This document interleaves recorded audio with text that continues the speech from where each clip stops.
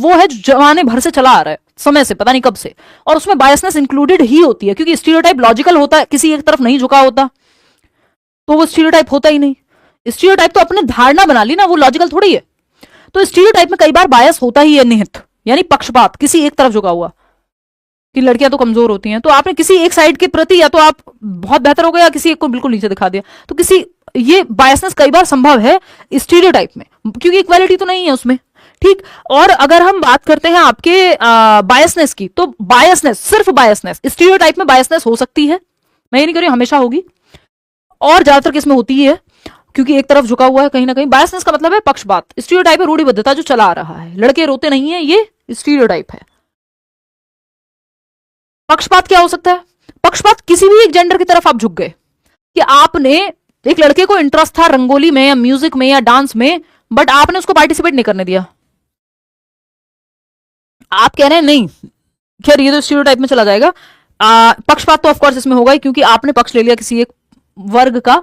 आप मैथमेटिक्स में लड़कियों को मौका नहीं देते हैं उतना जितना लड़कों को देते हैं, यह है स्टीरियोटाइप। ठीक।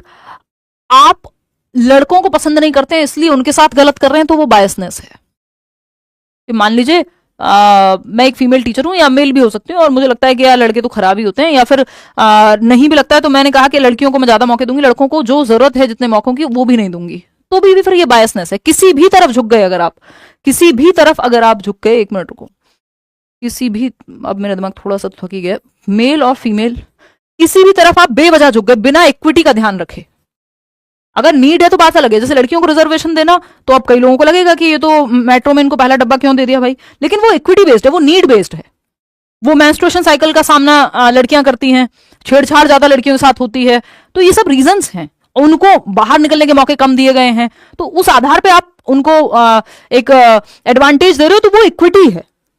लेकिन अगर यहां पे बिना इन सब चीजों का ध्यान रखे बस किसी एक पक्ष की तरफ आप झुके हुए हो, तो वो पक्षपात है। रॉकी एंड रानी की प्रेम कहानी एग्जाम्पल ऑफ स्टीरियोटाइप, हाँ वो पूरी मूवी ही मैंने 3 बार देखी, हॉल में ही जाके प्रॉपर, पिछले साल आई थी ना आई थिंक, 3 बार या 4 बार मुझे लग रहा है, 5 लोगों के साथ, मतलब 4 बार, तो एक बार में 2 लोग थे और मेरी एक फ्रेंड है उनके हस्बैंड, और अलग अलग लोगों के साथ देखी बेसिकली। 4 बार वो मैंने मूवी देखी, और मेरा कंक्लूजन ये था कि आपके पूरा सीटेट का पूरा सिलेबस आप एक बार में समझ सकते हैं वो मूवी देख के, बशर्ते आपने सिलेबस पढ़ा हो, क्योंकि फिर आप समझ नहीं पाएंगे कौन सी बात कहाँ से आ गई। तो मैं इतने सालों से डिस्कशन कर रही हूँ, तो इसलिए मुझे पता है कि कहाँ कौन सी बात हो रही है। बहुत बेहतरीन मूवी इन लोगों ने बनाई है, थोड़ा ड्रामा तो होता ही है ऑफकोर्स, बॉलीवुड वो करता ही है, वो फिर मनोरंजन नहीं होगा तो लोग देखेंगे कैसे, बट हाँ काफ़ी काफ़ी एप्ट मूवी, जिसमें जेंडर को लेके, सोशलाइजेशन को लेके, स्टीरियोटाइप को लेके, इंडिविजुअल डिफरेंसेस का जो टॉपिक है पूरा, कि कैसे हम विविधताओं को देखते ही नहीं है, एक दूसरे को नीचा दिखाने में लगे हुए रहते हैं, बायसनेस में होते हैं, वो बहुत अच्छे से, इंक्लूसिविटी का जो पूरा टॉपिक है आपकी, इंक्लूसिव एजुकेशन 5 नंबर की, पूरा सिलेबस जो है उस मूवी में बिल्कुल बहुत अच्छे से जो है दिया हुआ है। तो 4 बार जो है मैंने वो मूवी देखी प्रॉपर थिएटर में जाके। खैर, वो जो रॉकी और रानी की प्रेम कहानी, यार वो कौन से एक्टर हैं, रणवीर सिंह और आलिया भट्ट। चलिए आ जाओ, अभी बहुत घंटे से हम बातचीत कर रहे हैं, दिमाग थोड़ा हैंग करने लगा है, आ जाओ फटाफट से। 5E मॉडल ईवीएस में पढ़ लेना, मैंने कराया हुआ, प्रीवियस वीडियोस देख लेना। How children think and learn and why children fail, एक ये टॉपिक है कि बच्चे फेल क्यों होते हैं, सीखते कैसे हैं। तो भैया एक तो आप कॉन्टेक्स्ट में सिखाओ, संदर्भ में, रियल लाइफ से जोड़ के तो सीख जाएंगे। दूसरा, फेल क्यों होते हैं, तो सिस्टम का फेलियर है, अगर बच्चे फेल हो रहे हैं तो बच्चे फेल नहीं हो रहे हैं, तो आपके मेथड में कमी है, उसको ठीक करो। ठीक। दूसरा, एरर्स जो हैं वो नॉर्मल हैं, बच्चे अगर गलतियां कर रहे हैं, त्रुटियां कर रहे हैं, कल ही देखते हैं मैम, हाँ बिल्कुल देखनी चाहिए, देखने लायक मूवी है। त्रुटियां कर रहे हैं यदि, पता नहीं हमारी सोसाइटी कितनी तैयार है, उस पर भी काफी क्रिटिसिज्म हुआ था, लेकिन हाँ परिवर्तन की आवश्यकता तो होती है ऑफकोर्स समाज को। देखिए, एरर्स की जब हम बात कर रहे हैं, यानी त्रुटियों की अगर हम बात कर रहे हैं, तो त्रुटियां, एरर्स पार्ट ऑफ लर्निंग है, इनको कोई ऐसा नहीं कि बच्चे ने बहुत उसको रेप्रीमेंड करेंगे, डांटेंगे, फटकारेंगे, नहीं, पार्ट ऑफ लर्निंग है, सीखने के अधिगम का एक हिस्सा है। ऐसा कोई व्यक्ति नहीं होगा दुनिया में जो सीखा है जिसने कभी भी, और कोई गलती नहीं करेगा या करी ही नहीं होगी, पॉसिबिलिटी नहीं है। हम लोगों का भी दिमाग हैंग हो रहा है, वाह बहुत बढ़िया। देखिए, हाँ, इसीलिए मतलब मेरे को तो बहुत लंबी मैराथन का कॉन्सेप्ट कभी नहीं समझ में आया।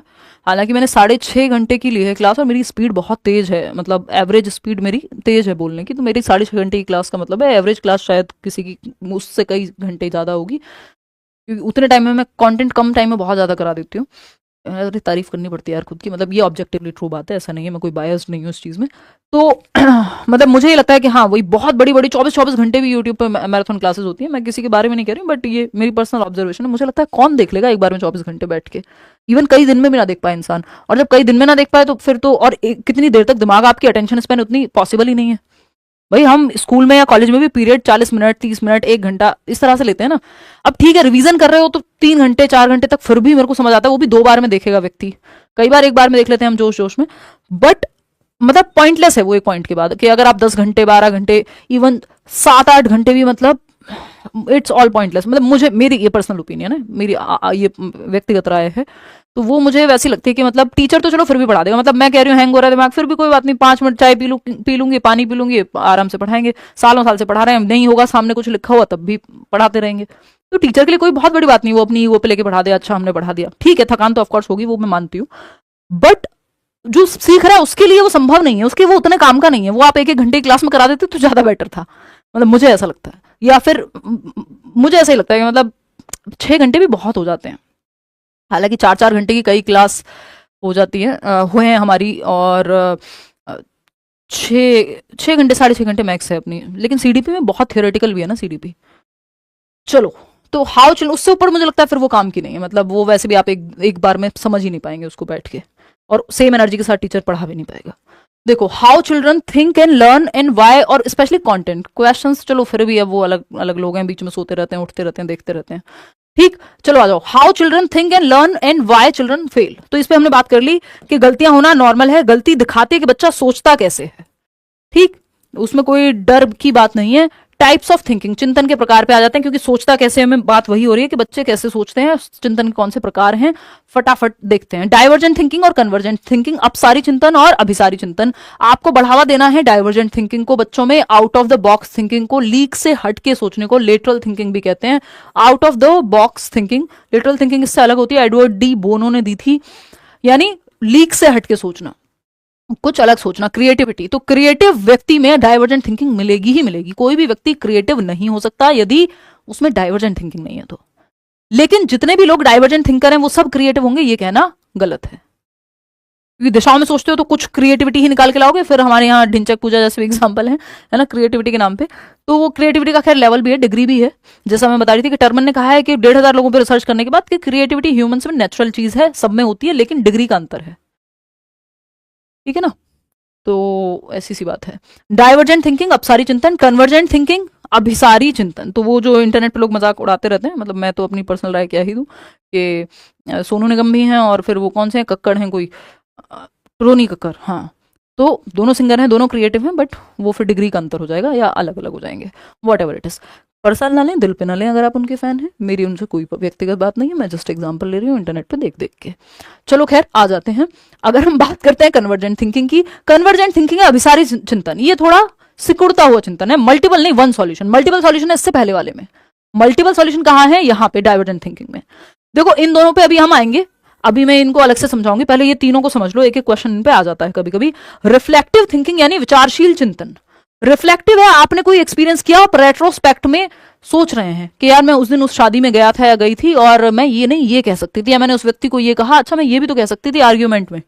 भाई जेंडर पे डिबेट चल रही है मान लो आपकी किसी से, तो फिर बाद में आपको आइडियाज आते हैं, अरे ये तो ये भी तो कहा जा सकता था, या आप सोचो अच्छा इस चीज को ऐसे भी तो देखा जा सकता था। मतलब आप रेट्रोस्पेक्ट में प्रकाश डाल रहे हैं कोई एक्सपीरियंस होने के बाद, और उस पर सोच रहे हैं कि कैसे उसको बेहतर किया जा सकता था। एब्स्ट्रैक्ट थिंकिंग कर रहे हैं, सारी चीजें देख रहे हैं उसमें क्या कर सकते थे आप।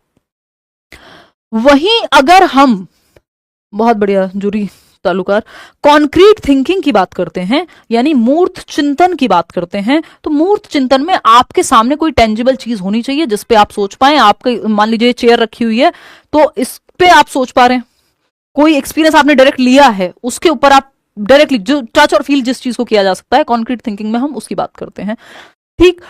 क्रिटिकल थिंकिंग क्या है, क्रिटिकल थिंकिंग में रिफ्लेक्टिव थिंकिंग भी कई बार शामिल हो जाती है। क्रिटिकल थिंकिंग जैसे रिफ्लेक्टिव थिंकिंग थोड़ा सा रेट्रोस्पेक्ट में प्रकाश डालने पे है कि कोई एक्सपीरियंस हुआ उस पर सोच रहे हैं, किसी चीज के बारे में सोच रहे हैं कॉन्क्रीट थिंकिंग, या कोई एक एक्सपीरियंस है जो सामने है उस पर सोच रहे हैं।